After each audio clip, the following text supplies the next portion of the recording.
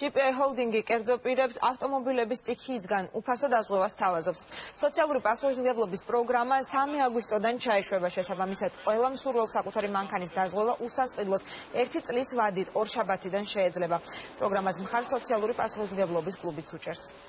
ჩვენ როგორც სოციალური პასუხისმგებლობის მქონე და კომპანიას გვინდა მოვახდინოთ დაზღვევის პოპულარიზაცია.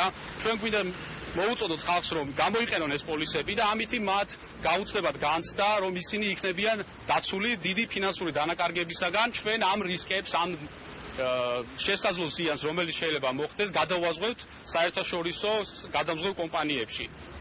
შესაბამისად მათი სტაბილურობის გარანტი იქნება მათი ფინანსური სტაბილურობა. ეს სწორედ ამის დროა, რომ ბიზნესი და სახელმწიფო ერთად